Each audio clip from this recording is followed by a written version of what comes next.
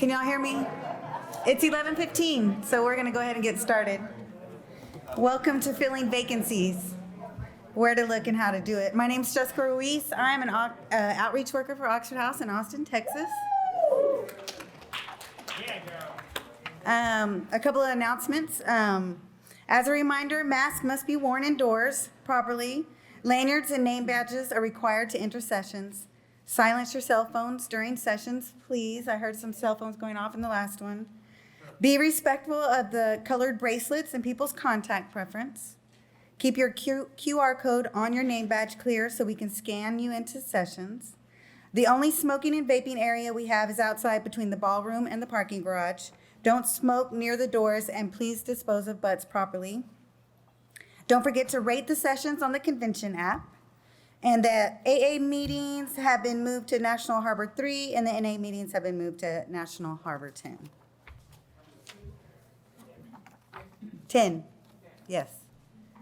I want to tell you a little bit more about myself before we get started. So I'm a woman in long-term recovery. My sober date is January 25th, 2019.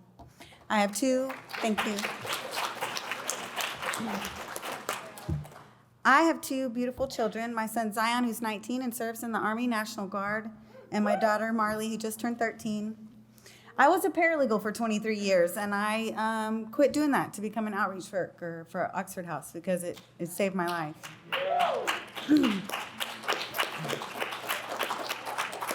And somehow I managed to get an economics degree from Texas State University right at the height of my addiction. I lived in Oxford House for 2.5 years, and being a part of the Oxford House family has enriched my life in ways that were inconceivable prior to being a part of this family. I can also now give credit to Oxford House for allowing me to complete the requirements to be credentialed as a National Certified Peer Recovery Support Specialist, and I'm extremely grateful to be with all of you today. Let's see. Oh, we're here to talk about filling vacancies. So overall, there are many more individuals seeking recovery housing than can be accommodated in Oxford House, but when houses have vacancies, residents sometimes have trouble filling the vacancy and aren't sure how to find applicants. It takes a certain amount of know-how and knowledge of the local recovery community to become good at getting the word out and finding folks new to recovery who need Oxford houses and would benefit from living in one of them. It is also in the economic self-interest of every resident to keep the beds full. One important aspect of filling vacancies is to make vacancy information available in different venues. We have to be creative and branch out. One value of Oxford House is that houses welcome residents from all walks of life, those of different races and of ethnicities, as well as differences in sexual orientation and educational attainment. All of these people fit and belong in Oxford House, so long as their primary focus is on recovery for themselves and for their housemates. Diversity and equity are important values of Oxford Houses. All of the panelists here today have proven themselves adept at letting people know about vacancies and finding people in recovery looking for recovery housing. The panelists will talk about methods they have found successful, where to look for possible applicants, how they get the word out, and related tips on how to keep beds filled. Keep in mind that filling beds is not only important to keep everyone's EES affordable, it also is giving someone new to recovery the opportunity to discover the many benefits of living in an Oxford House. We will start our panel discussion with Tim Diehl. Tim is our Director of Technology. Tim's sober date is November 1st, 2011. In early 2012, Tim moved into an Oxford House in Bradley Beach, New Jersey, and started out by getting involved in his local chapter. In 2013, Tim created the OxfordVacancies.com website.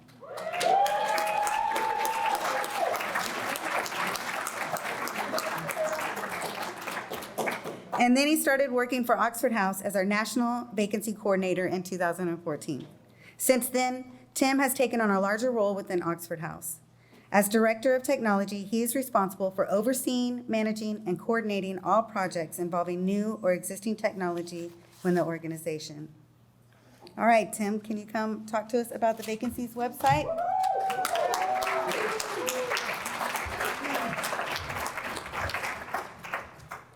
Hey everybody, Tim Addict. So I am also a person in long-term recovery, and what that means for me is now I just eat too much and spend too much. It also means I haven't had a drink or a drug since 11/1/11.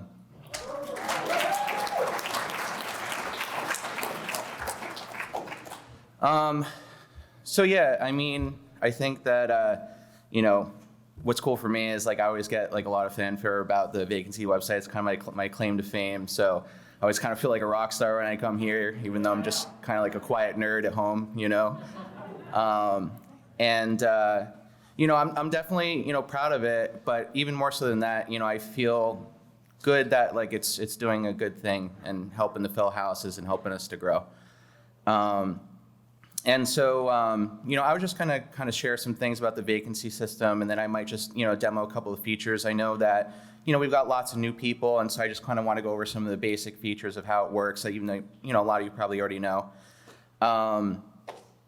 And so, recently I was, kind of going through the database, and, I don't always check, how many messages are coming in and, how many applications are coming in. But recently I looked at the online applications feature, which I added a long time ago, just kind of as an idea. I just kind of put it on there and was like, let's see if people use it.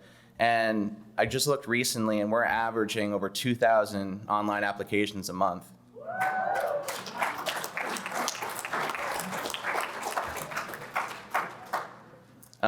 And I think in July alone, there were 2,500. So people are using it, and I think it's awesome. A couple of I kind of wanted to go over a couple of frequently asked questions. So one of them is like, hey, I'm not getting the weekly text. Why is that? So I found that it's usually one of two reasons. So one is you have your house phone number set as the same as your contact number. And when you have it that way, the system assumes that the contact number you have on there is the house phone number, which is a landline, and so it doesn't send a text. Because if someone leaves the house, if they decline the messages, what it does is it sets the contact number equal to the house number, so people will just call the house for the time being. And so it's basically doing that to prevent from sending text messages to a bunch of landlines, which won't receive them. So just make sure that your contact number is not the same as your house number. There's another good reason for that too, which is when you go to reset your password so that you can log in and update your contact person, it calls your house phone number, right? And so you kind of want that to be separate from the contact number because someone with a contact number can move out, whereas the house number remains the same. And you can also be sure that when you get a phone call from the website with that password to the house, that it's your actual house that's getting that phone call. So that way you can go ahead and log in. So it's kind of almost like two-factor authentication, if you're familiar with that. So just kind of an important point to note. Now, if you have everything set up properly, right? So, you have a separate house number, contact number, and your house email address is filled in, right? Which means you'll receive the online applications. Let's say, you're not receiving the text still. What happens in some cases is certain carriers will actually block these sort of mass messages. And I do what I can on my end to make sure that it sends it out in smaller batches and stuff like that. But some carriers, they'll just outright block them. So if for some reason you're not getting the text message, what I would recommend is, and everything's configured properly, you would want to probably assign somebody else in the house as the contact person, make sure they're receiving the text message. Now, at the end, we'll take questions and stuff, and if anybody has any questions. But I think for now, I'm going to try to just go over some of the basics of the Vacancy website, just for anybody that doesn't know.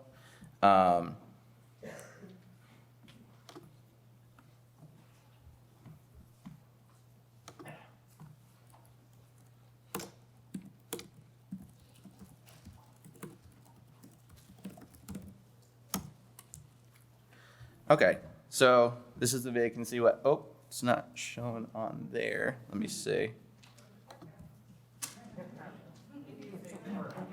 I actually don't even need glasses. I just wear these so it looks like I know what I'm doing.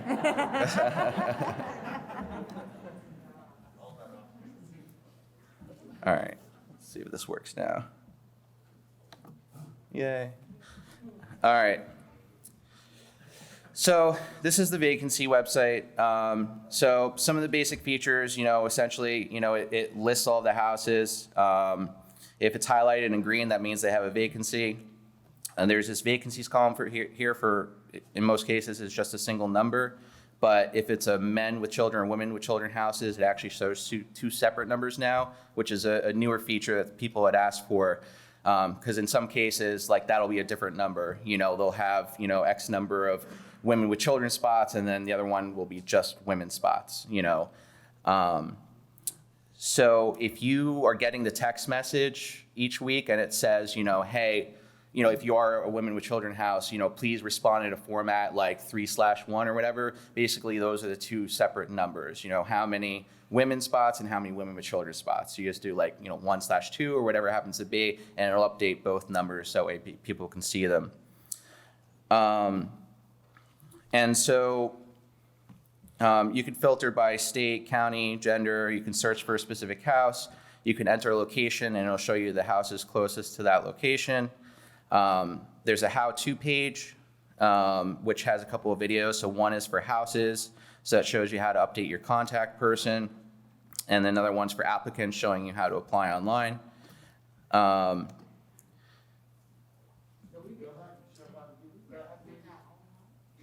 Say again? If you could update your own house?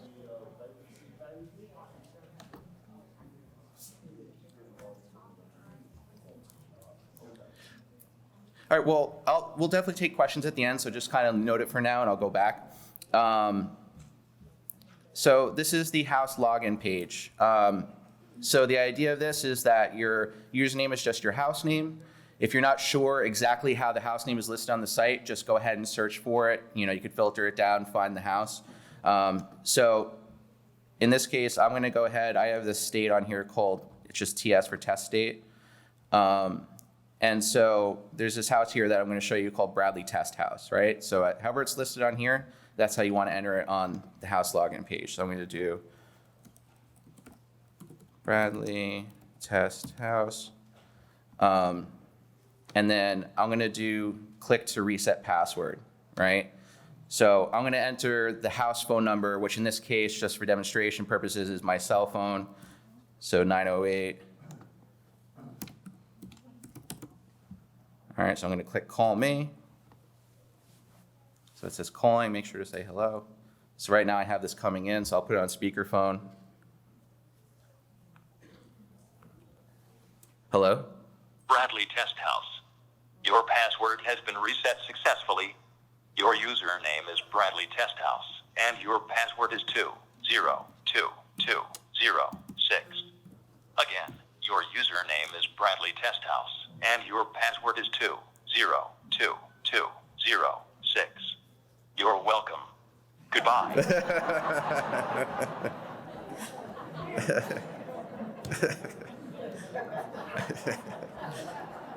Figure should have a little bit of attitude, Remember your password next time.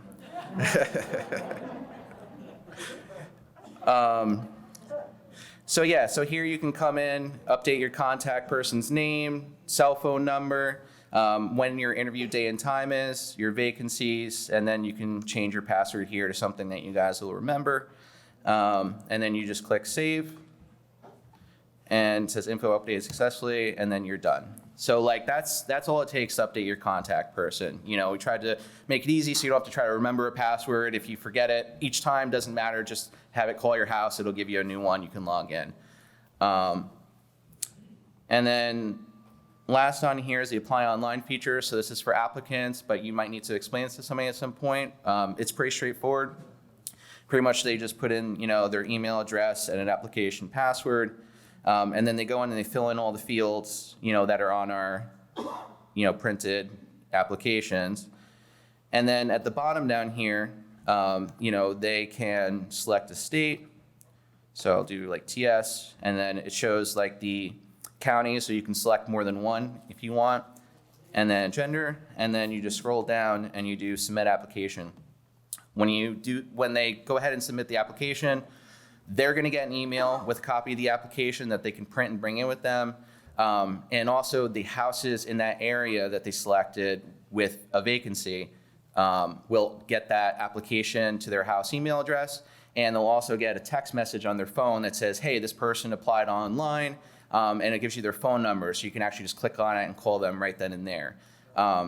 And so what this does is it allows, applicants to kind of, get their intent to move into an Oxford house out to as many houses that have openings in that area as possible, so that way they can give them a quick call, invite them to an interview, and so it kind of helps to streamline the process. Because I know that when I was, and I went to inpatient rehab, and then I was living in like sort of halfway house kind of thing, and when I had to apply to Oxford houses at that time, they said, listen, like you just have to call every Oxford house in the area. It was house phone number only, and just try to get somebody on the phone so you can set up an interview. Because at the time, the system that we had, the vacancies weren't getting updated, and so you couldn't really trust the numbers, and so like you just had to call every single house, and it was hard to get them. A lot of times people will be out working during the day. You have to leave a message, hope they call you back. And so, the idea of the system is just, like I said, to kind of like streamline that process and make it easier for everybody. So some of the automated features on the back end that you don't see on the website. So one of them I think everybody knows is that every Monday night at 6 p.m. Eastern, a text message goes out to all the houses nationwide. So you get it on your phone, it says, how many openings do you have? You just reply back with the number, and then it updates the website right away. And if you don't reply to that first text, then you'll get a second text on Tuesday at the same time asking you again. And so that's a once a week process just to keep the numbers up to date. You can see on here, if you go to the list, you can see when each house was updated last. So if you see that that's blank or that it's an older date, reach out to that house. Say, hey, do you guys have a current contact person? We want to make sure that you guys are filling your vacancies, that you guys are updated on the website.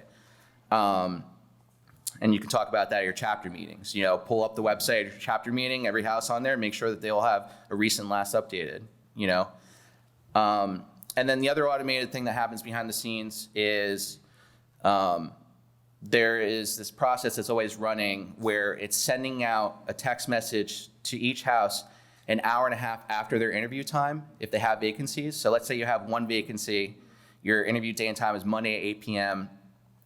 Monday at 9:30 p.m., you're gonna get a text message that says, hey, you had interviews recently, how many openings do you have now? So that way it can be updated as soon as possible if you filled a spot. And I think that's most of it. Like I said, we'll open it up for questions at the end. But I just wanted to go over, some of the basic features so you guys kind of understand how it works. And thanks for listening.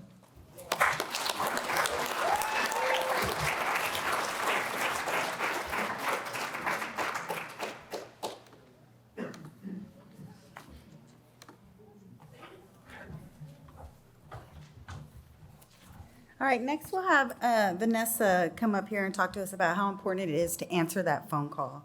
And follow up and follow through. But let me tell you a little bit about Vanessa. Vanessa Phelps.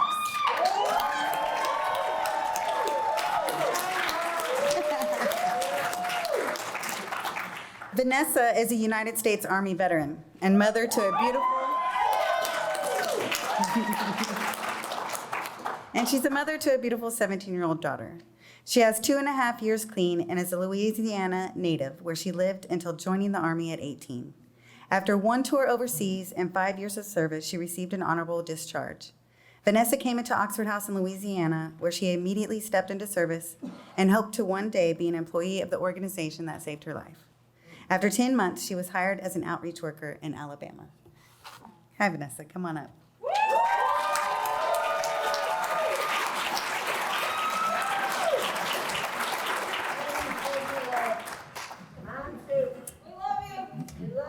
Thank y'all. I'm Vanessa. I'm a person in long-term recovery, and what that means for me is I have not felt the need to use a drink or a drug since January 19, 2019.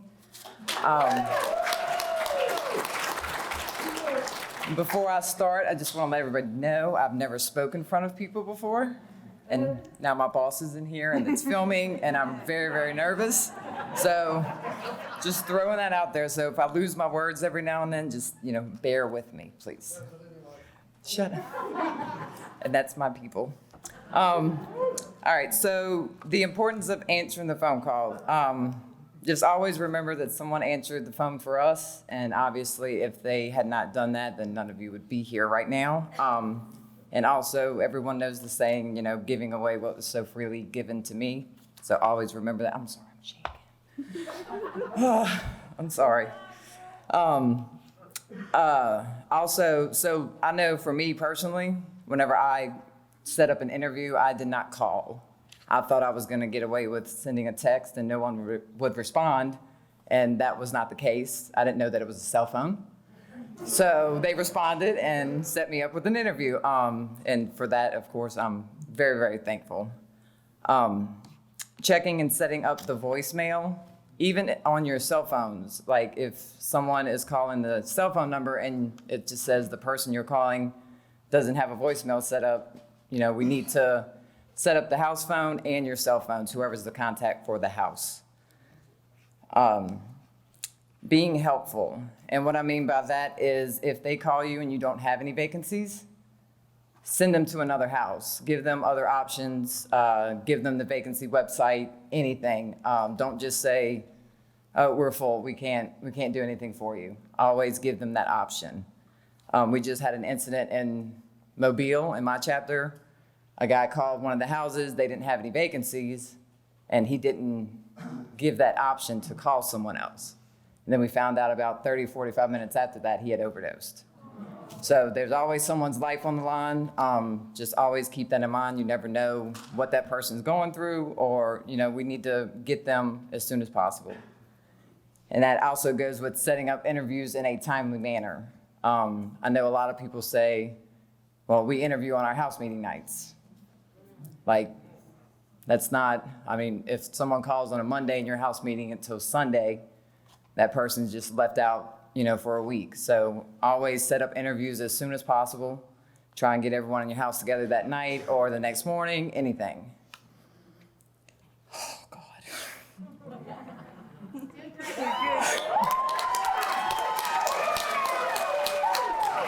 Thank y'all. I don't know how to work technology, obviously, because I don't know it's not going. Thank you. All right, so the interrogation, AKA the interview, but we all know that it is more like an interrogation. So we stick with the F words. We all love the F word, but in this case, we're gonna go with something a little different. So fact finding. So we're just trying to get to know somebody, just trying to figure out their past and what their future looks like to them, to see if they'd be a good fit in your house. Actively listening during the interview. I know lots of times I'll sit in on interviews, and whenever we tell the person, tell us a little about yourself, they answer a lot of the questions that are on the interview. And then a couple minutes later, I hear them re-asking that question that they've already answered. So if you're actively listening, then you'll know which questions you don't have to ask and you can skip over. And always try to keep the interview moving. Some of us are long-winded. I am obviously not one of those someones. I say what I got to say and I'm out. So just kind of keep the interview moving. If they're rambling or something, just, don't cut them off, but nicely, keep it moving. Being friendly during an interview. Whenever you're intimidating during an interview, and with that, I'll give you an example of my interview. The girl that did it was very aggressive. She's very aggressive, she's very brash, just intimidating. So I literally rode by my Oxford house for a week, for 7 days straight, rode by, nope, I kept going. And finally, after a week, the person who was bringing me was like, no, you're getting out. Did I do that? Because I keep, my nerves is going on it. Thank you. So I was intimidated. I was afraid to show up to the house because I didn't know what I was walking into. Of course, we became best friends once we like met, but it was just a bad situation at first. Fun. Make the interviews fun, put your own little spin on it.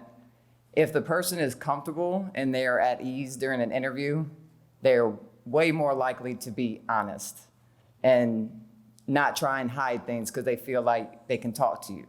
So if you make them feel comfortable and at ease, then they're going to be a lot more honest with you and you're going to get a better feel for who they are. All right, now I want to change that. Okay. Why can't I push it? I don't know. That's embarrassing. All right, one way to fill vacancies is not having any. So if you don't have vacancies, then you don't have to do any of the things to fill them. Then you can just be helpful and send them to other houses. So if you stop the revolving door, which a lot of houses have that, it just happens. The first one is by having a healthy house. And you need to know that money does not equal healthy. You can have $10,000 in your account and have the sickest house in the chapter. So just always remember that. Don't say, well, we got this money in our account, we're healthy. You're not. I mean, you could be, but sometimes you're not. Maybe not. Let's see. Unity.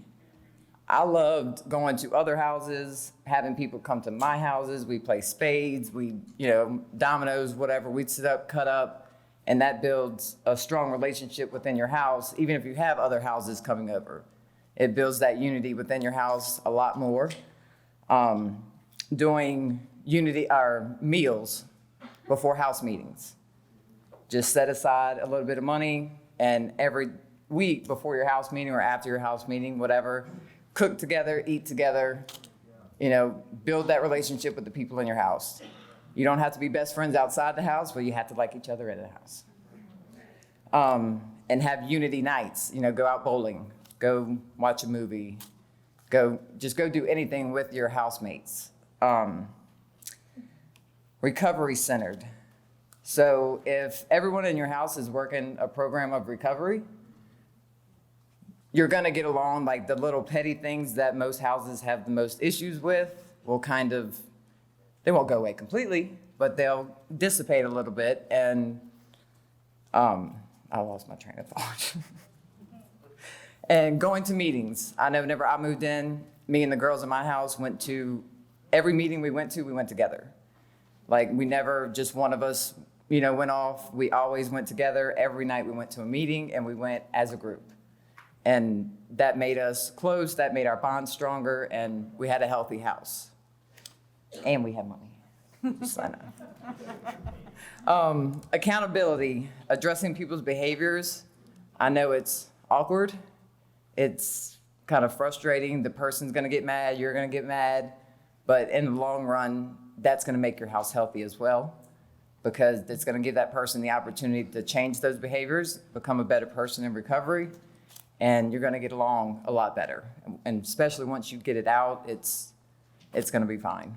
And I know for me, and I think a lot of people in recovery, we do thrive on structure. We might not wanna admit it, but we need steps and we need things that we know we have to do, that we do, and that we, just that structure is gonna help you also have a healthy house and keep people in your house. So that's all I have. Thank you all.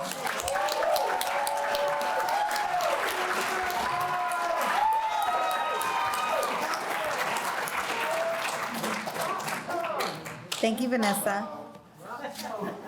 All right. Next, we're going to ask Lisa to talk to us about branching out and other resources and techniques we can use to spread the word about Oxford House. But let me tell you a little bit about Lisa Landano Goodwin. Lisa is a woman in long-term recovery who somewhat willingly stumbled into recovery on October 10th, 2014, thanks to a nudge from a judge. She is the senior South Carolina Outreach Coordinator and also the Reentry Coordinator. Lisa is an alumna of Oxford House and credits it for giving her the time and safe space necessary to rebuild her life on a solid foundation of recovery. But more importantly, she credits Oxford House for giving her a family of the heart and helping her find her voice, her passion for recovery, and her purpose of life. Lisa's immediate family consists of her wife, Sam, her 16-year-old daughter, Zoe, and 4 fabulous 4-legged fur babies. Some random facts about Lisa. She just earned her associate's degree in human services and is currently working on her bachelor's in social work at Columbia College. She has an overwhelmingly large collection of Wonder Woman memorabilia. Lisa.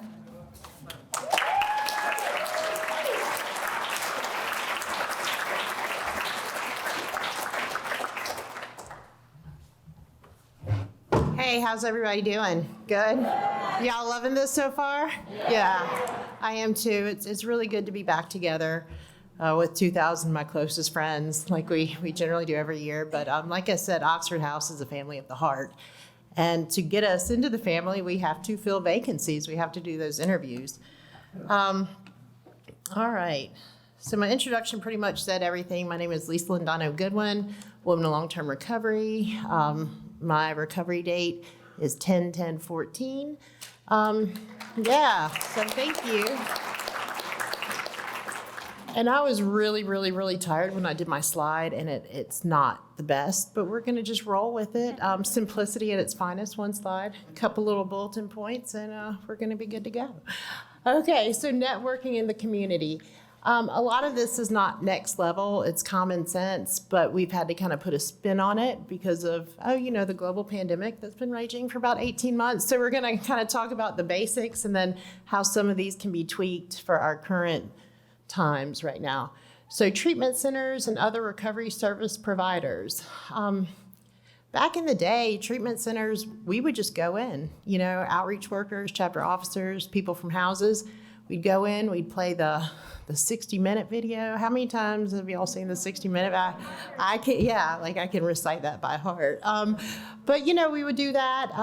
We'd go in with the directory. There you can Google whatever state, like SC state directory, and it'll pop up with the names of the houses, the addresses, the gender, and all that. So we would take a few copies of that in, and really just have people from Oxford House tell their personal stories and how Oxford House has helped enhance their recovery and, the nuts and bolts facts about Oxford House.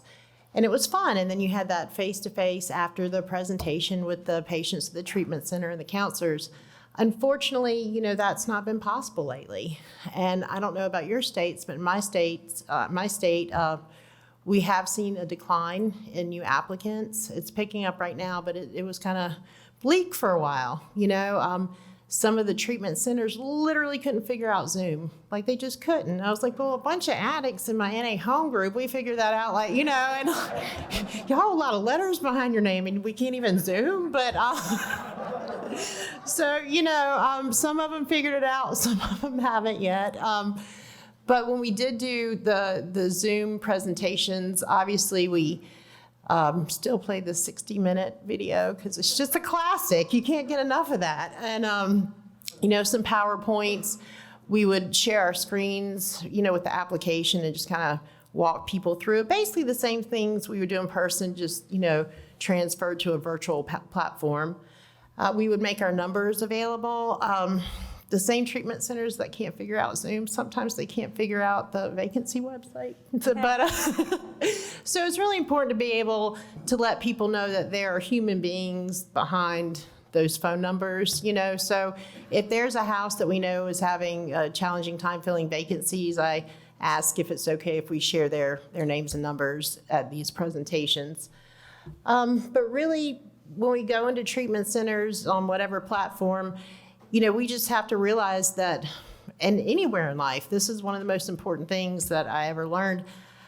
We might be the first example of recovery somebody sees, and we definitely might be the first example of Oxford House style recovery anybody sees, So it's really important that we're mindful of that when we're communicating with counselors and treatment centers. And this is my favorite because I have a few inmate numbers, So one of my passions is really working with prisons, county detention facilities, and probation and parole offices. A lot of times people in houses, when they're filling vacancies, they really want that face-to-face, like somebody sitting in the chair in front of them doing the interview. Well, unfortunately for incarcerated individuals, if they sat in the chair in your house, y'all would all catch another charge. They would get escape and y'all would get aiding and abetting. So we have to kind of change our perspective on that.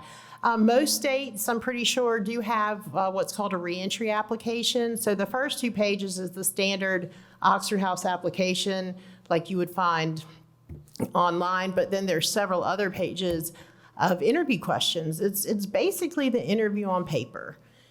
So I always encourage the case managers at the prisons and the county jails to have their clients. I call them clients. They like to call them offenders. I hate that word. Like, you're an offender. I find you offensive. So, their clients at the jail and the prison, I always encourage their clients to fill it out thoroughly and thoughtfully.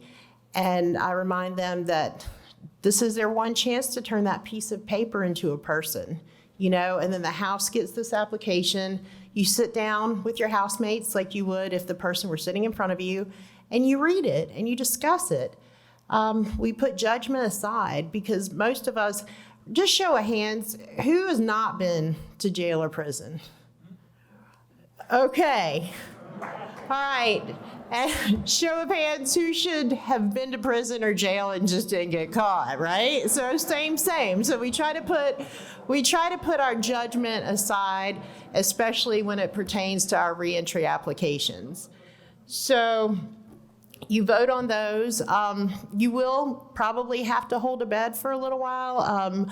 A lot of the incarcerated individuals do have a release date. Some are pending, probation and parole, in which case you would, have to let their case manager know, or your outreach worker or reentry coordinator, however you got the application, that they've been accepted. And, we would send a letter and, they would get out and probably go eat a Big Mac and smoke a cigarette because it's been months, But anyway, they would get out and come to your house. So it's a little different process, but it's a rewarding one, just to see somebody who's come from a, behind the wall setting, sleep in a bed with a pillow and a comforter and like a coffee maker at their disposal. So I love reentry. I love reentry applications. 12-step meetings. And obviously we have the meeting after the meeting. And I put that for one reason. Oxford House has traditions, right? Obviously. NA and AA and the other 12-step fellowships have their traditions. We try not to mix them. We try to have some anonymity on both levels. So I personally wouldn't roll into a 12-step meeting and be like, Oxford House Valley on Hertford Drive, we've got a lot of vacancies. All the ladies holler at me afterwards. It's just not appropriate, But what is appropriate, the meeting after the meeting when everybody's in the parking lot hanging out, if you have just heard a newcomer struggle that they're share that they're struggling living with their parents or living, with roommates who are still using, that's when you go slide in. That's when you are like, hey, I was in a similar situation. I live in a great place with other people in recovery. However you want to present that, after the meeting is definitely an appropriate place. And moreover, it shows the newcomer that you're listening, and that you're solution oriented and you're willing to share your solution, which is Oxford House, with them. All right, so we kind of already covered this, but presentations, and more presentations. And I feel as the world opens back up, treatment centers in the past, sometimes they just couldn't fit us in for this or that. I feel like they're going to be hungry for us to come in and schedule presentations.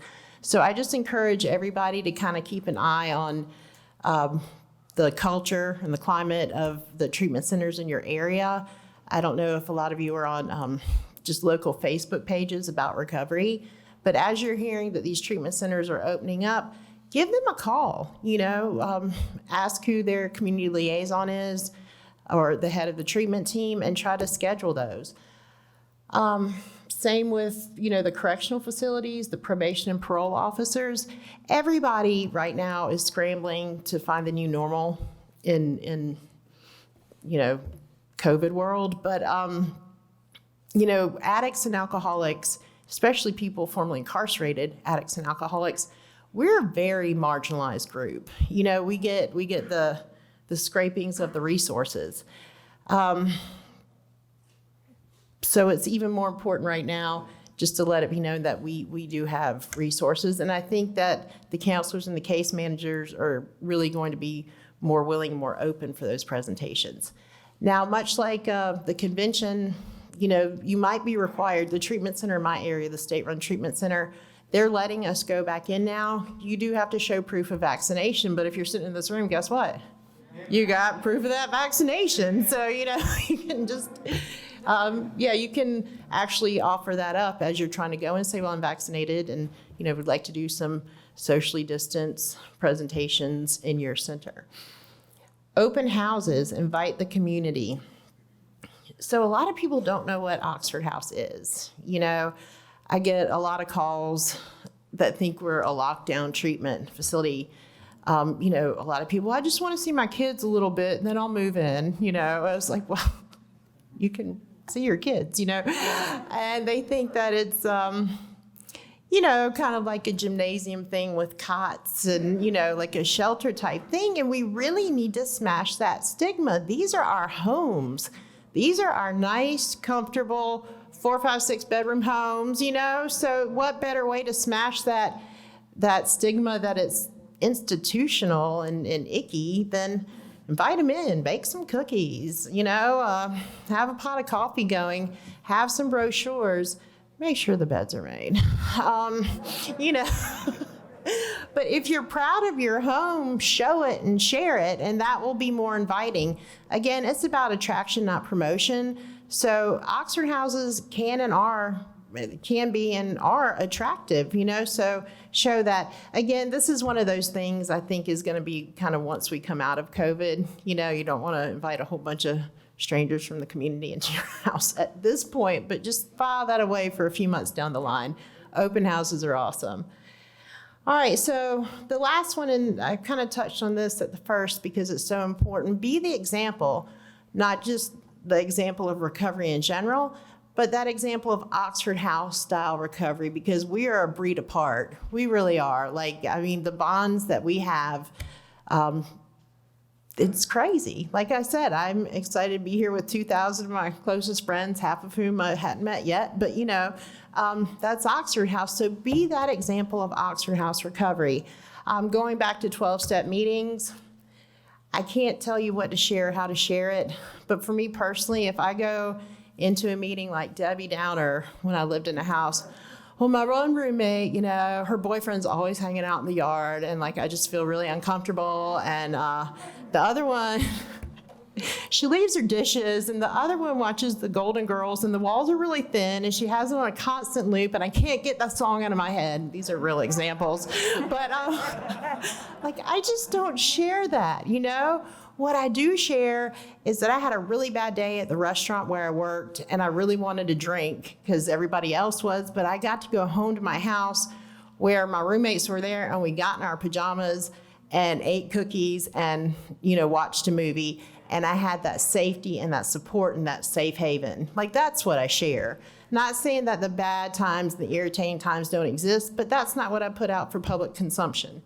If something really is irritating me and I don't know how to work through it or address it with that person, I just talk to somebody in my network privately, Show that we have fun. Vanessa talked about unity dinners, going bowling. Put that on Facebook. Don't put your journal entry basically that you hate everybody and you moving out and getting an apartment next week, and put the good stuff, because there is good stuff and there's even more good stuff if we choose to focus on it. Everybody knows how to be negative. Everybody knows how to put a negative spin on things, but that doesn't attract people. That doesn't fill vacancies. So dig into the good and put that out there. Yeah. I think. Hey! Thank y'all.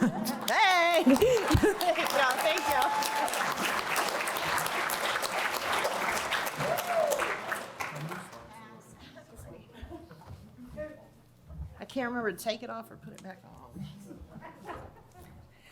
All right, next we're gonna have Zach come up here and talk to us about diversity and equity, but a little bit about Zach.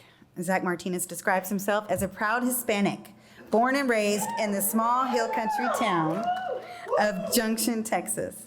Before coming to work for Oxford House, he spent 12 years working in restaurants in San Antonio and Austin. He's blessed with amazing opportunities to serve as the outreach worker in Corpus Christi and Houston before leaving his home state. He's left us and gone to East Valley in Phoenix, Arizona. He considers himself an amateur Instagram foodie and a connoisseur of tacos. Zach?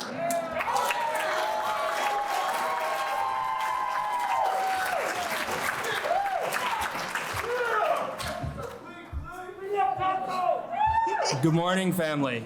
Good morning. Oh, y'all can do better than that. Good morning, family. Hey, where's my slide? Oh, there. Perfect. All right. Like I said, my name is Zach Martinez. I'm a man in long-term recovery, and what that means to me is I haven't had a drug or an alcohol since March 15th of 2019.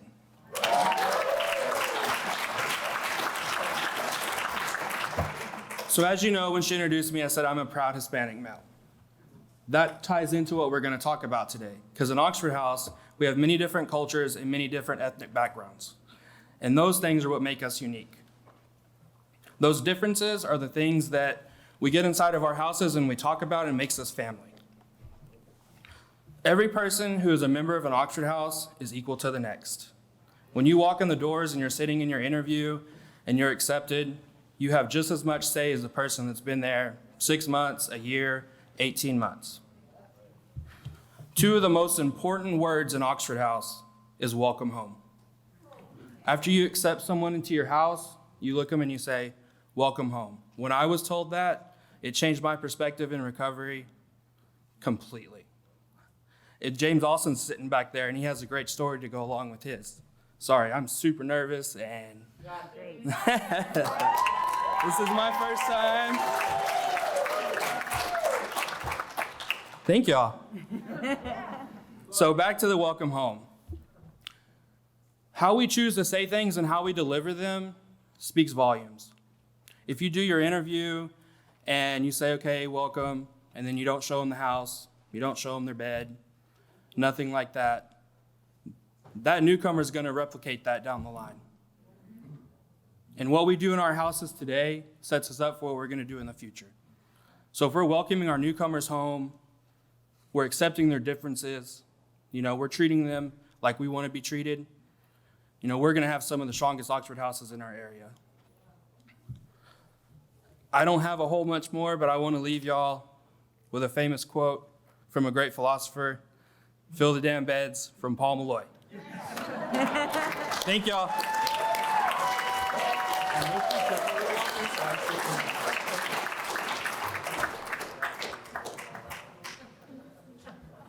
All right, thank you, Zach. Oh, I need my mask. Okay. Sorry. Good thing this wasn't the leadership one. All right. Next is Paula Harrington, and Paula is going to come talk to us about, other audiences and avenues to consider. I know she's been involved with other coalitions and homeless outreach, but let me tell you a little bit about Paula before she comes up here. Paula is the North Carolina Special Projects Coordinator and a woman in long-term recovery since April 26, 1998.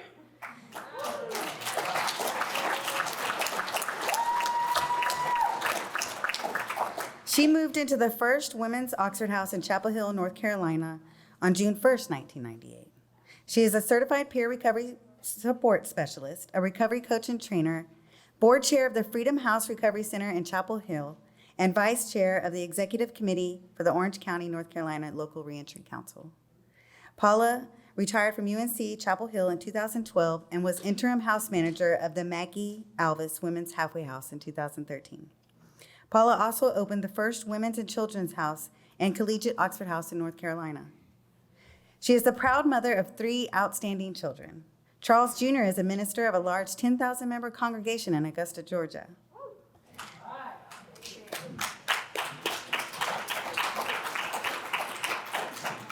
Chandra is a research engineer for Merck Inc., living in Switzerland.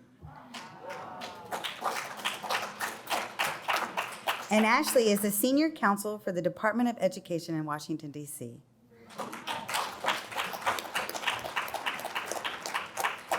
Paula says she is grateful that recovery afforded her all these gifts by allowing God's grace and mercy to send her to a treatment facility and finally a home in Oxford House where she was able to build a solid foundation of recovery. Please welcome Paula Harrington.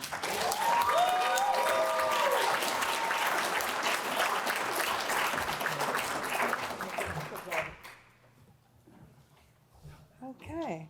Hey, family. So I'm not a Tim Diehl. I can't do that much with this computer, so I'm so grateful Jessica put my stuff up here. But hi, family. My name is Paula, and I'm going to try to stay at the mic. Yesterday, I spoke at the women's conference, and they didn't tell me to the end that I wasn't on the mic. So I'm grateful to be here, and I'm grateful to talk to y'all about filling vacancies, because that is really a challenge right now, especially during COVID. So my name is Paula. I'm a woman in long-term recovery. That means I have not done any heroin or crack cocaine since April 26, 1998.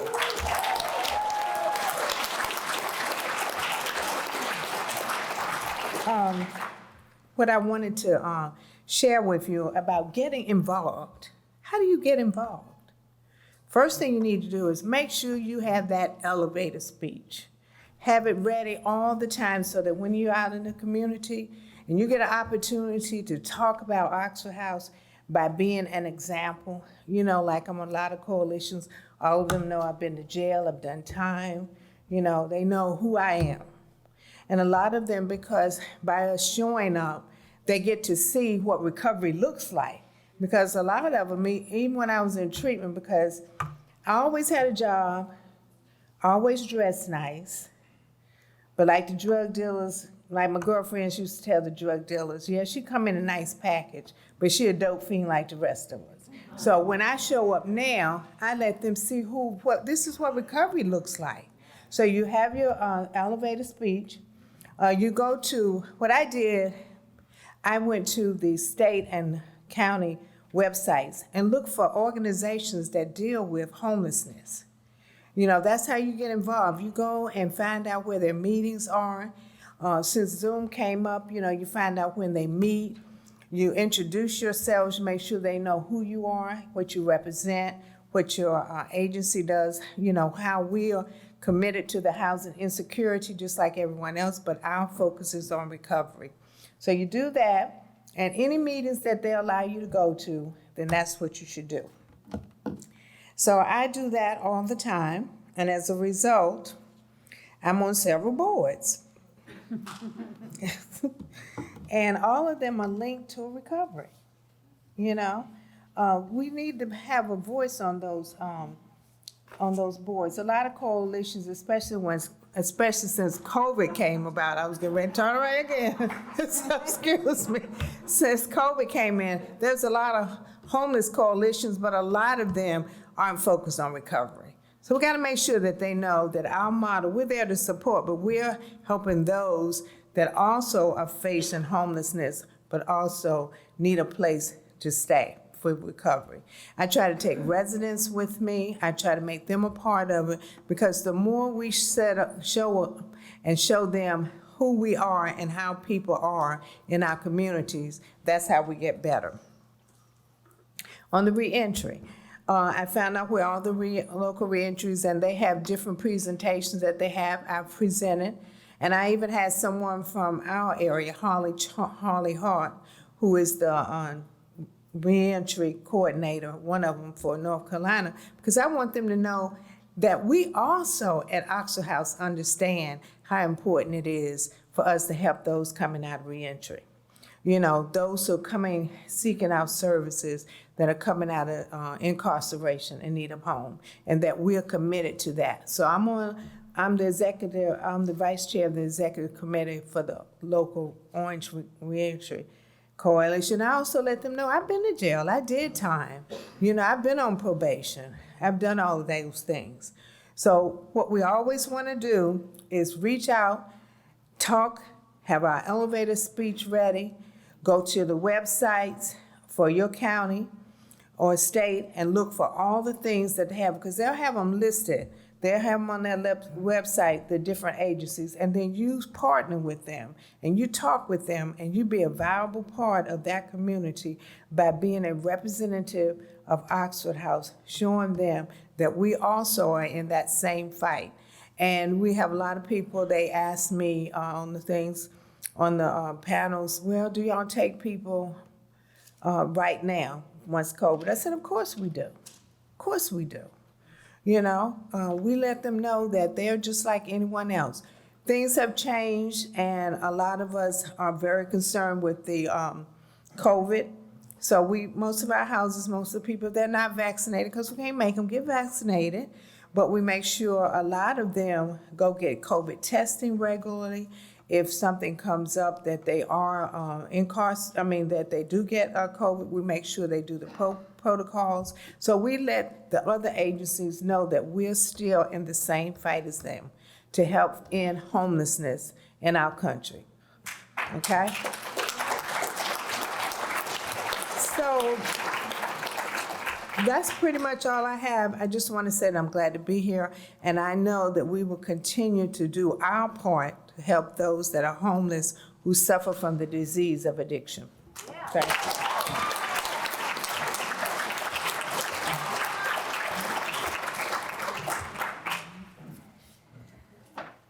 All right, I have a couple of closing remarks I want to make, but I want to go back to a slide that has our tradition one on it.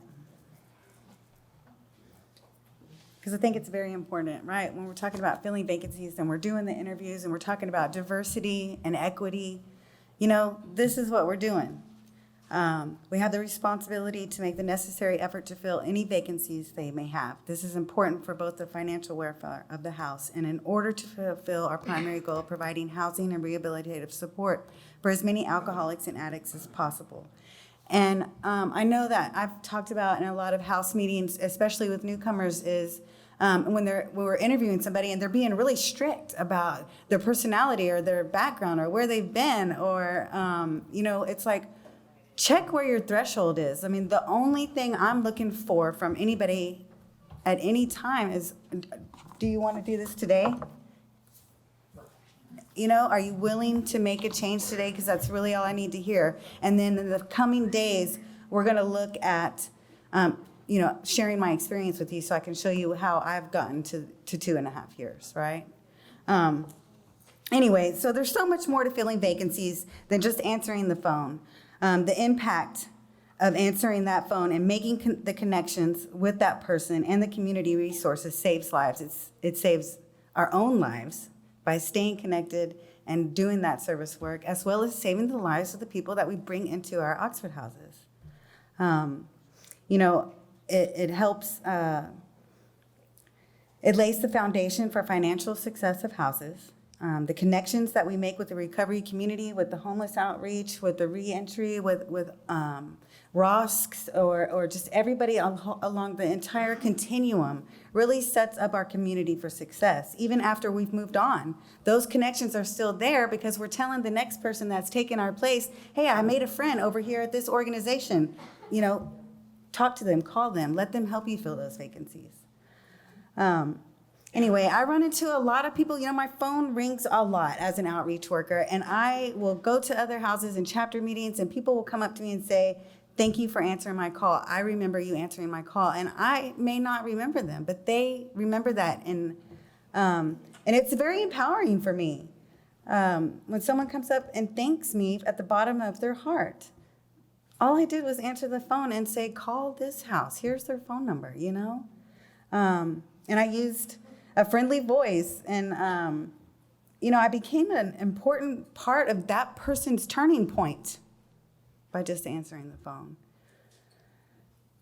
We've also learned today that the part of filling vacancies is improving our retention rate. This has everything to do with the first impressions we give newcomers in our interviews and their first day in the house. Now that you know all these facts and techniques, it's important that you take these back to your areas and carry this information to everybody back in your cities and your states. Anyway, thank you for being here. We will take some questions. If you want to line up at this microphone right here, you can come up here, and we have 15 minutes for questions. Thank you.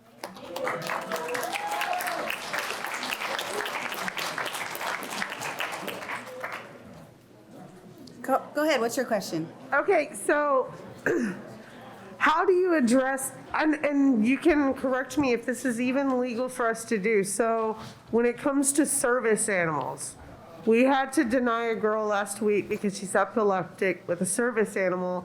And during that interview, I discovered our landlord does not allow any animals whatsoever, including that. Is that allowed? And if it is, how do we address that and guide them to a house that can help them so they're not dying of addiction? What a big question. There are some legal implications in there, and I know other states probably have other legal issues about service animals and what qualifies as a service animal and whether or not anybody can be denied that. We're going to have a separate conversation about that with your Okay. local outreach worker or your senior outreach worker so that we make sure we give you the right information for your local laws. Okay, so Okay. it's at a local level then? Yes, Okay, we've cool. got to be mindful of what our leases say, but what the laws say about the protections for people with ESAs. Okay, awesome, thank Okay. you, that helped. I'd like to add to, Because I thought it was illegal in the state of Texas. let me just say, we do not discriminate, but there are things that we have to have in place. Right. And that we've had that in North Carolina as well. There's more to them. There's some paperwork that needs to be filled out. There's some other things that, guidance forms that we have, so that we'll make sure that they need something from their psychiatrist. It's all of Yes, those she things. was documented, but it became very apparent because I'm new to that area of Texas, period.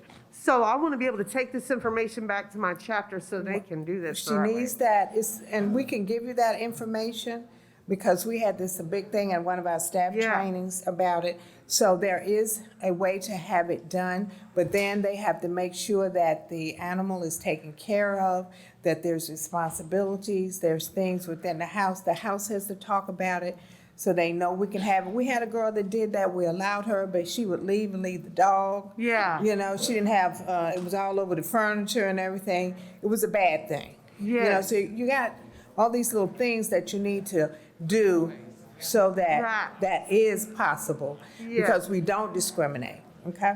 Thank you so much. Okay. Hey, I'm Katie. I am from Mobile, and Vanessa is my outreach worker, and I feel like I have the most amazing outreach worker. Just want to say that. My former one was good too, Chandra, and that is Summer, Chandra's wife. I got the evil eye there. Okay.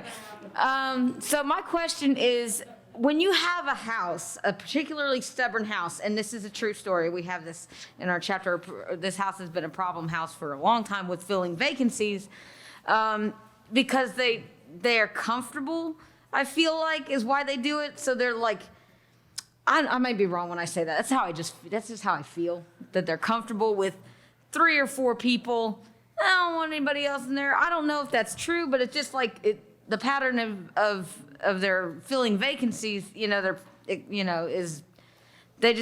not about it. So how do we, as other residents or chapter officers maybe, encourage that for them to understand the importance of not being selfish and answering the phone and filling these vacancies? Because, yeah. Anybody in particular?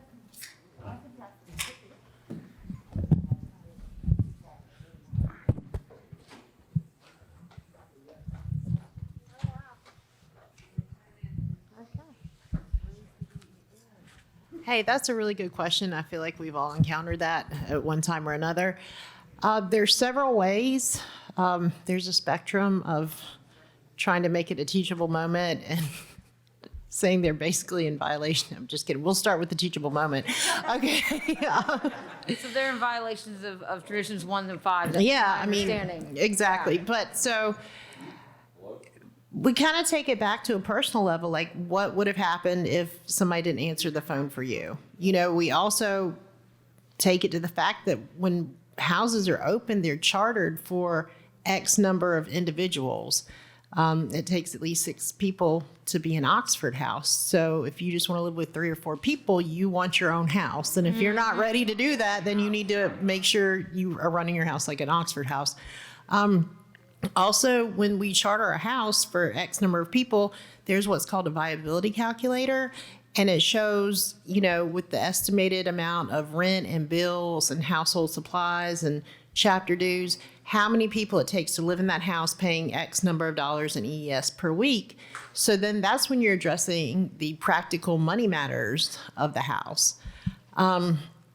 So really you just have to kind of feel it out. Like, are they being very blatant? Like, we all get along and we just don't want any outsiders in our house, So really, once you have all this information between the tradition, the viability calculator, and just the empathetic human aspect of letting new people in the house, it's really what part you're going to pull out and present to them, But I always go back to it takes at least 6 people to make an Oxford house. It really does. They're the elected service positions, the democratic nature of it all. You can't really do that with 2, 3, 4 people, and you need to let people know that. So, I have one more question. So this particular house is autonomous, and they like to use that as for lack of a better term, a weapon, to get what they want and violate traditions and just that basically for this particular.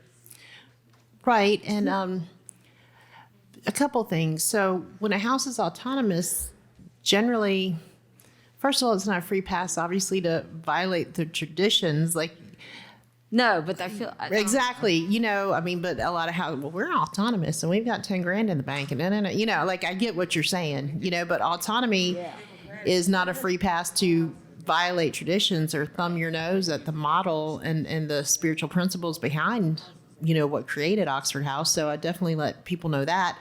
And then also, in my area, like sometimes houses, once they're autonomous and have their permanent charter, they're like, well, can we stop going to chapter? Can we stop participating?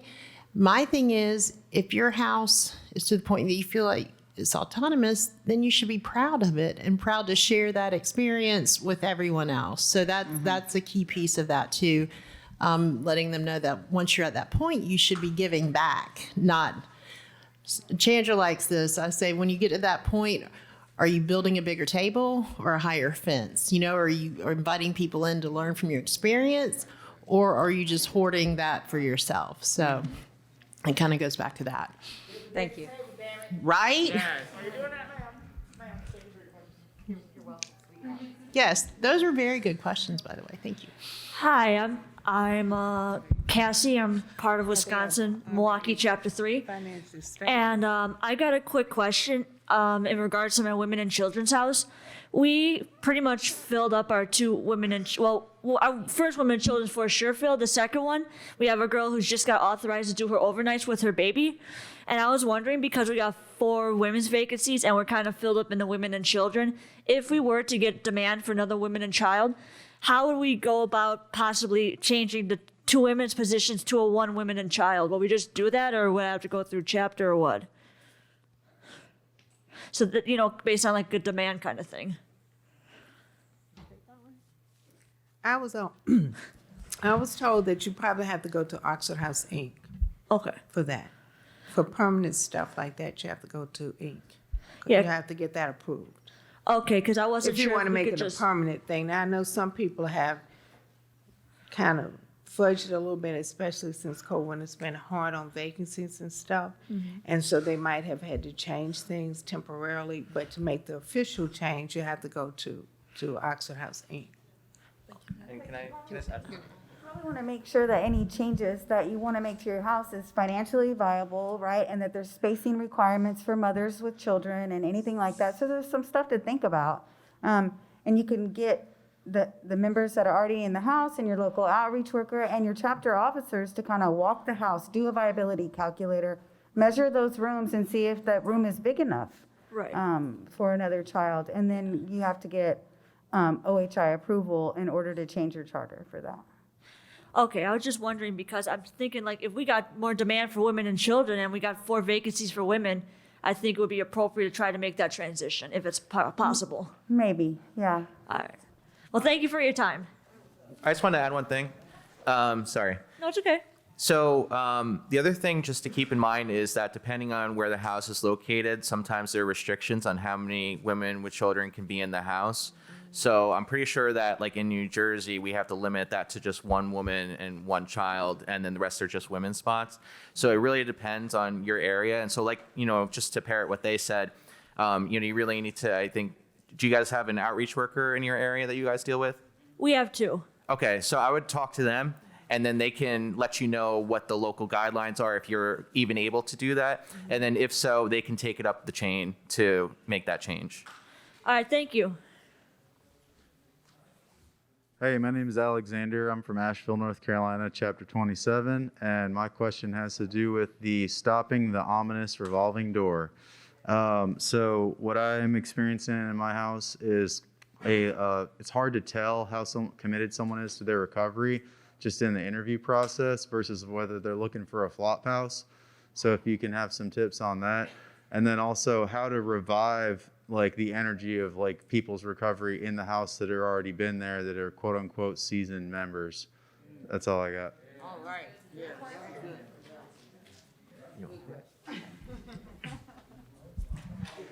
So what I would recommend is meeting sheets. Have everyone sign their meeting sheets. I mean, you're not going to know someone coming in if they're going to have a good program of recovery or not. That's just kind of a chance we have to take. And for people that are currently in the house and have been there for a while that kind of fell off, ask them to go to a meeting with you. Implement in your house meeting that y'all have to do the meeting sheet for 3 meetings. And everybody has to provide that at every meeting. That's what I would recommend. Nice. Yep, okay. Thanks, Chacha.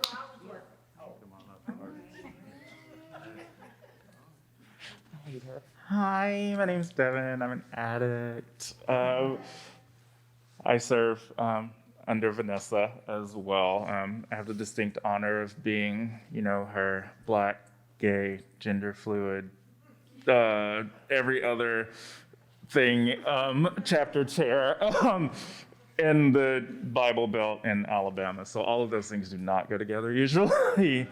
And I just wanted to ask, what we can do better to keep our interview process simple. I know I was in the session last and kind of hurt my spirit when one group's talking about interviewing only like video and you only see full body and things like that, and that kind of discriminates against the people that are homeless, the people that I enjoy, I love reentry applications because it's completely sight unseen. And it doesn't give me a chance to judge on what they look like, what they sound like, or anything like that. And I just want to know what we can all do as an Oxford family to make sure that we're not putting unrealistic expectations on people incoming. Because like when I took over as chair of our chapter, I'm like, I'm not here to work your program. I'm not here to judge what you are going to do. I'm here to make sure that everyone has an equal opportunity for recovery, and if you fuck it up, it ain't my fault.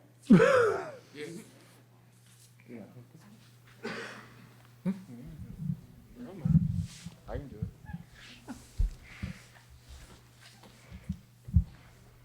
it. So I think, trying to think here, what I would do in that situation is you got to remember where people are at. And then we can't forget where we came from. Where we were at when we made that phone call and we needed an interview. Do it over the phone, you do it on Zoom, you do it on Facebook Messenger. Any way we can to help the next person that's going to be a member at Oxford House. That's really all I have in that. I hope that answered your question. Keep Oxford simple. Yeah, basically. Hi guys, my name is Joseph. Right before you start, I just wanted to let you know that I think our session is over, but I'm happy to stay here and answer a couple more questions. I think everybody else is here too. Okay. Go ahead. Hi, Joseph from Springfield, Missouri, Chapter 4. I was really intrigued by the idea of the houses focused on college-age people. I've noticed that in our chapter, younger folks don't tend to do so well in our houses, and I think it would be great if we could reach people at a time before maybe they experience some of the pain that we have. And I just wondered how those fit into your chapter. I would assume that they would be all for people of that age, but I was just wanting to know more details about that. Well, I have the first collegiate Oxford House. It's in North Carolina and it's still going, but the reason why it's so successful is that we're plugged into the university close by with their recovery centers. I mean, they have a recovery outpatient focused Carolina Recovery Community, and that kind of helps with, but those students do everything that we do. They run the meetings the same, they participate in our chapter, they're really, a lot of them are more focused together. Maybe it's because of the age and all together that they're really focused on recovery. And so that has been the blessing. I try to keep them, anyone 24, 5 and under, in a specific house, And all of them aren't in college now, because once the pandemic came, you remember schools closed.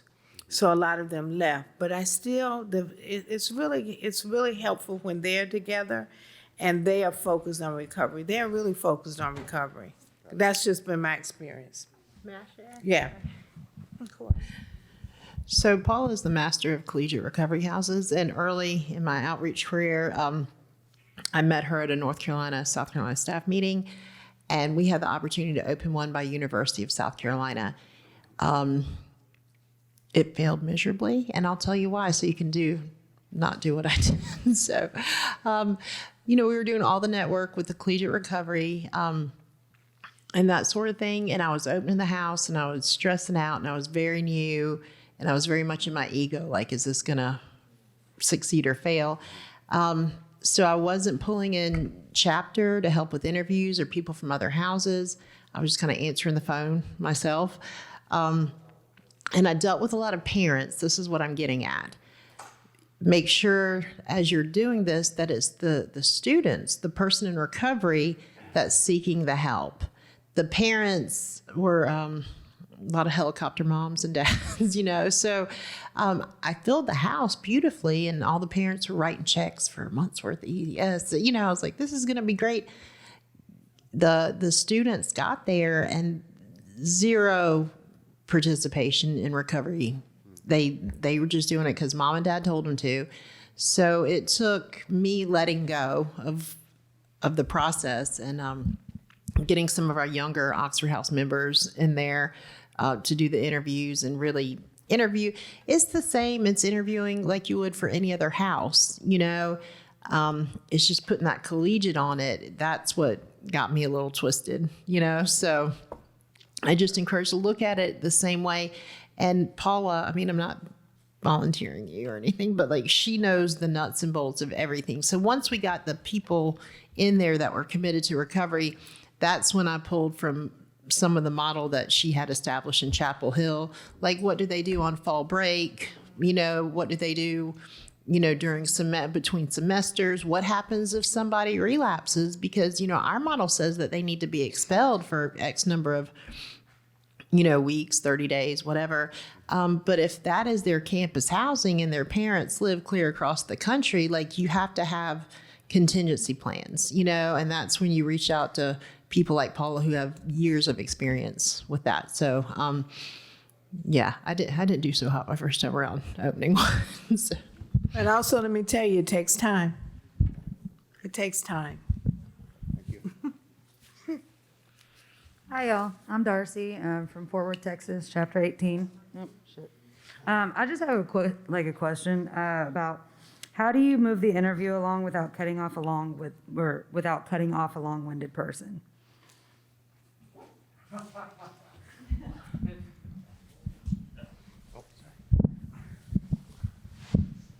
So I've dealt with a lot of these.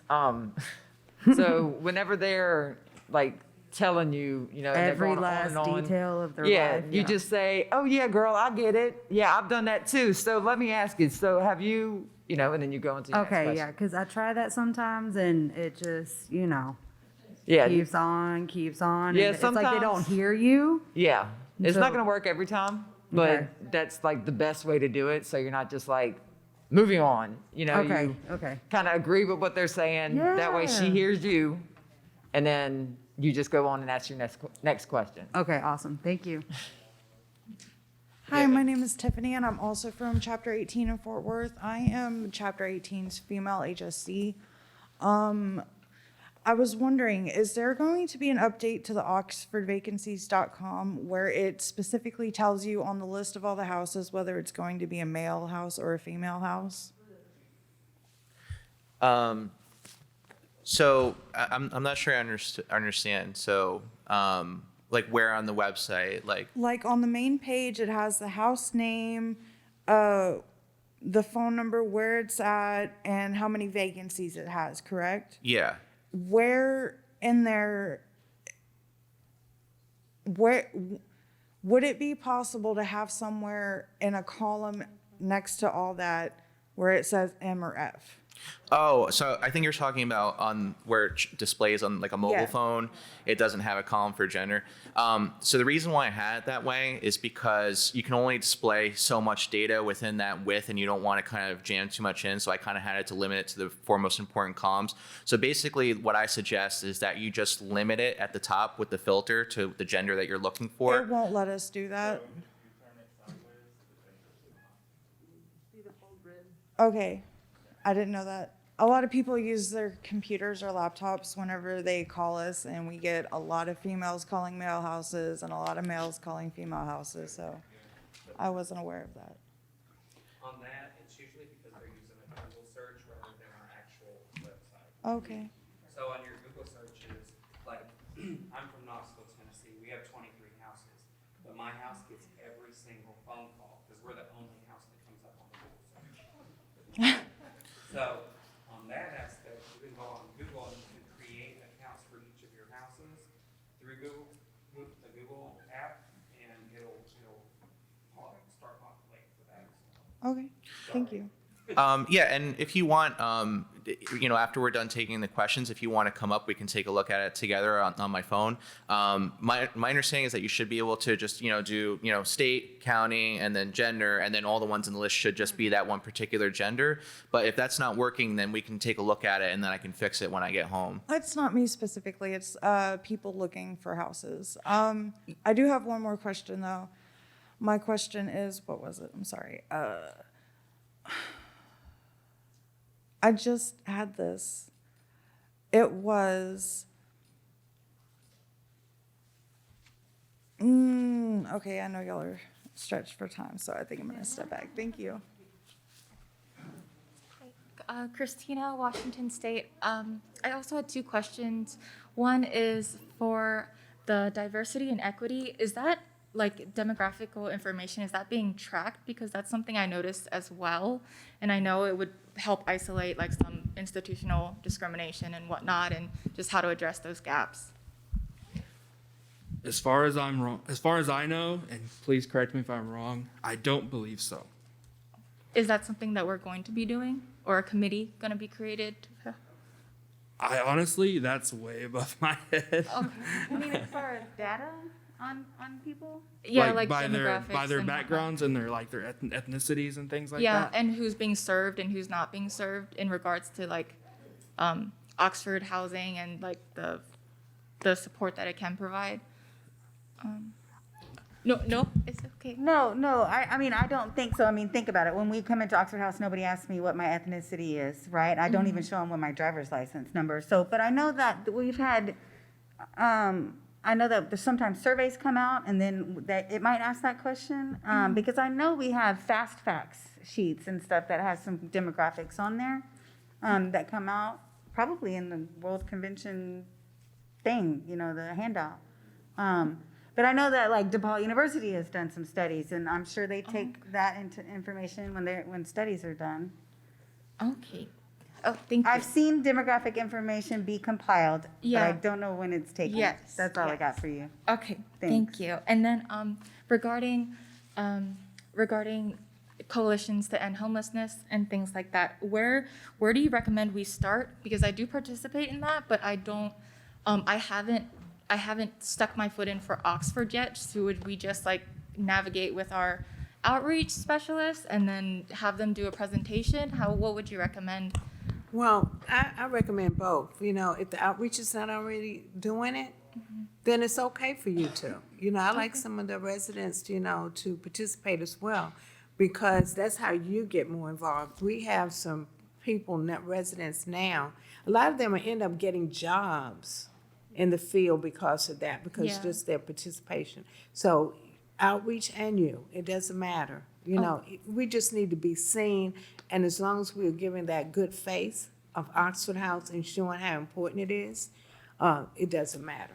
Okay, thank you. Yeah, I've been going it over in my head, like that work and life separation, and I'm realizing there's not really a separation. So, okay. Yeah, thank you. Hello, I'm Janelle. I'm from New Jersey. So I've been in my house since November, and me and the senior member have been there probably the longest. We're a 6-member house, and we have been 4 90% of the time. I've never been sick since I've been there. And we often, you know, get interviews, and then I confirm that they're gonna call, and then they don't call, or we accept people, and then the next day they don't answer the phone, and one has a dog, and it's just a constant thing. And in the wintertime, we survived with 4 financially, but like now we're at a place where we're back to 4 again, because we just had a relapse 2 weeks ago. And we go to rehabs, and we have a really good reputation, but I don't know what we're doing wrong to even get somebody to get a 6-person house.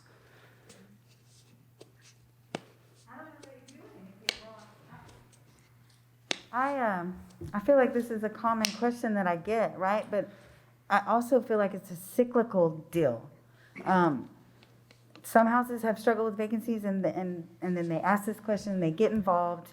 They ask their chapter to help them form a committee. Where can we go? The presentations, all the tools that we have available to us were given to you and to some extent today. Yeah. And it really is boots on the ground and getting out there and making connections, because whenever I talk to somebody who works at the so-and-so treatment center, just by saying that house's name, whether it's that day or 2 weeks in the future, somebody's gonna come to her and say, I need a place to live, and she's gonna go, what's the name of that place, right?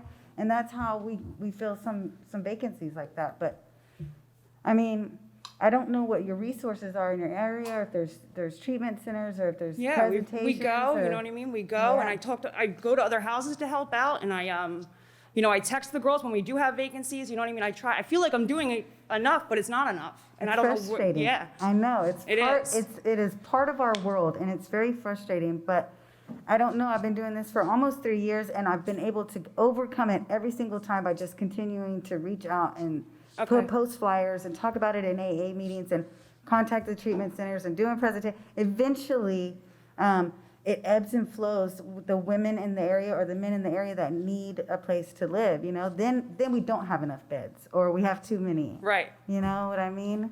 I don't have the magical I know. information to solve that problem, except for to continue doing what you're doing. You're not doing anything wrong.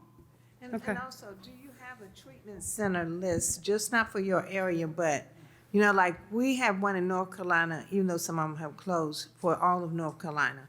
And we have each house, well, they're supposed to, but you know how that goes. But they're supposed to, when they have vacancy, keep calling treatment centers. Okay. And checking messages, because you never know, people are in and out. And I tell them, I said, each resident, take 15 minutes every day. And you have a sheet of paper, your sheet, and you call treatment centers. The other person, you have this sheet. When you finish yours, you give it to that person, and y'all start all over. Because people come and go in treatment centers. Some people might not want nothing that week, and then it'll be some. So that's continuous. At least, you're doing your part, just like the things that you're saying. And that's what helps us go. And because, you don't think that just because a little treatment centers in your area, people are everywhere trying to do something different, trying to change their area. So that's what we do. One thing. So, like I lived in an Oxford House for 4 years, and I was involved in the chapter level. I became the chapter chair at one point. And, there was this one women's house that was like really struggling. They were like $3,000 in debt. They couldn't keep the house full. They just had to kick a bunch of people out because they all relapsed. So they were in like really, really bad shape. And unfortunately at the time, we didn't have any women that were able to kind of go and help them. So I actually went there for a full year every Sunday to their house meeting, and I would, show them how to, do all the different positions, and we worked on getting the money up, getting interviews in, doing all that kind of stuff. So I actually have experience with a house that was struggling like that. And then after that year of us just kind of sticking with it, the house was full with women that wanted to stay, and they had a $3,000 savings instead of $3,000 in debt. So I really believe that if you stick with the principles, that it will work in the long run. Sometimes it's really dicey, from day to day, week to week, month to month, but if you stick with it, it really does work. And the other thing that my house personally had good luck with is via sponsorship, by going to meetings, we would get our sponsees in, so you're kind of pulling directly through those channels. And so that's just one more thing where you can kind of get people in that'll probably stick, and probably stay. So those would be my recommendations. Okay, one more quick one, I apologize. So on the website, I never even knew that you could apply online. So if once they apply online, where do you go after that? Do you know what I mean? Is there a number that you call them back, or is there more questions that need to be asked? Yeah, so two things happen when they submit their application online. So one of them is that all of the houses in that area will get both an email and a text message. So you just want to make sure that your house has the correct email address on there, and you can check with your outreach worker for this. Okay.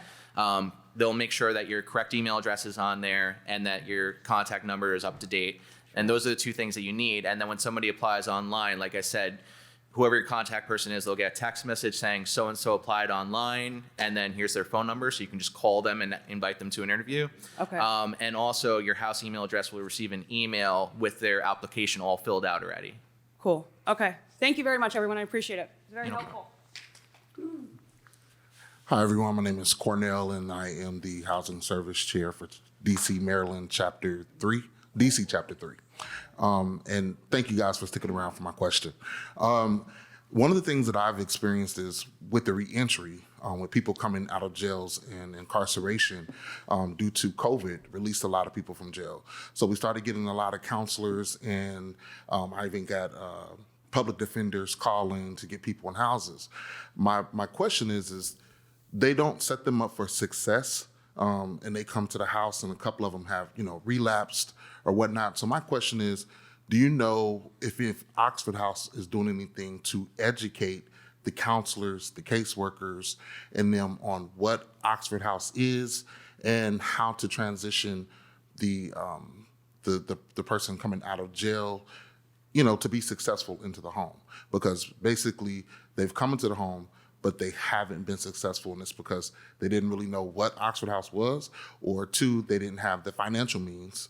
They didn't have an ID, they didn't have money, and so then our house was fine. I mean, we were able to get them covers and bed and help with a little bit of food and so whatever, but we're just seeing where they're not set up, and it's either they don't understand what's going on. So basically, are we educating them on what we do and all of that? I think it's a great question, and I bet more than just me has some information, but I'm from Austin, Texas, and we have really been ramping up our reentry committee lately for just this reason. We have a resource officer so that when we get a reentry person into our Oxford House, that person dedicates their time to go and say, what do you need? What do you need? Sheets? Do you need bed covers? And our committee has fundraised money to give them that first 2 weeks and the basics and the necessities that they need. We've started clothing closets, but a group of people who were incarcerated and came into Oxford House and had a bad experience got together and made it that way so that we could do that for people.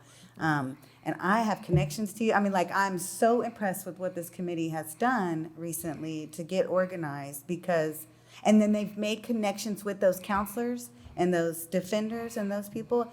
And instead of just saying, yes, have them fill out the reentry application and do this, they say, let me tell you a little bit about what Oxford House is about, so that the next person they help, they are now educated and able to guide them better. But I mean, it's from the ground up, we had to figure out the answers to all those impediments that you're talking about. It's tough. But I think your answers to your question are within our nation and what's going on already from other people in other areas. And so talk to us. You know, I can give you my number and tell you who helps. And check in your own area and see if there are local reentry councils. You know, because in my area, that's not, I'm on for Orange County, but that's not Oxford House local reentry. So I'm on that one as well. And they have a lot of programs, you know, where they bring people out. They get them right when they started. They help them get money, but this is in North Carolina. They help them get the funds to move in. They help them with clothes. They have job training classes. So they realize how important that is too. So once Oxford House local reentry council, reentry people send them to us, I hook them up to the Orange County, in my area, which is Orange County, the local reentry. Then they help them get funding, clothes, jobs, and things all that, because all across the country, they got local reentries that are really geared toward helping. So you send them to them. Okay? You send them. We help them get the safe, supportive housing. Their job is to help them even more. Right. Well, they have the DC Cares, which gives people that come out of jail because of COVID like $1,000. Like, you know, and we have those resources and they get there. It's just that initial when they get there with nothing. Like we had one come in his jail shoes and still the stuff he had on. And he was great for the first couple of days. But then he just became frustrated because he felt like he was just dropped off. And, you know, he had no money for food and he barely had an ID. And we just had to do what we could. And I just feel like if we as Oxford House were set up better to receive them, and if they knew where they were going, then he would have been successful. Unfortunately, he was one that relapsed. And another thing is that when they're putting them in the home, some of them still have medicine and mental issues that they haven't dealt with. And they're just looking at us as let's just drop them off at Oxford House. And so, yeah, those are great to have the resources. I'm just hoping that we can find a way to educate them better and so that they understand what we do, so that when these gentlemen or women do come in, they're able to be successful and they don't relapse and they're taking the proper medications that they're supposed to be taking, you know. Well, in our area, they do, and they have a FIT program, formerly incarcerated transition team for people to help them get medications, you know. So when you know, especially, you know, a lot of times you don't always know to the last minute, but if you have these agencies and you know about them, then you should be probably helping them, because a lot of times the person won't know that. You know how we are when we first come. We hear, but we don't know. So be that extra person, since you seem very committed to wanting to help.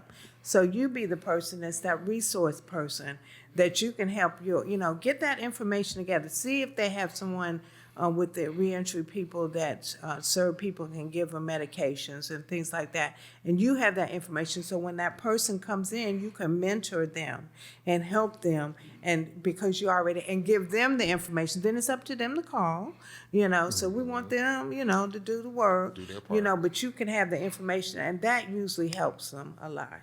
Well, thank you guys so much for sticking around and answering that question. I appreciate you.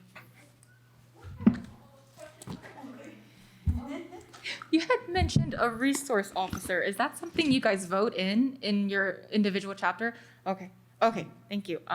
And so that would just be who mediates all of the resources and networks for your chapter, basically? Yeah, it was for our reentry committee for the city of Austin. They've organized in a way where they have a resource office and a correspondence officer, so somebody who takes all the information in the applications on the front end, and then the resource officer on the back end is when we've got an accepted reentry and we go find them the resources they need to be successful, getting that ID or, some deodorant, or whatever, or some clothes or whatever they might need, because they are dropped off a lot of the times, the benefits or vouchers. We get volunteers to go pick them up at the bus station that they're getting dropped off at, and they need to get to that Oxford House. So those are just some terms that committee came up with. Okay. Yeah, that's a great idea. Thank you. All right. Thank you.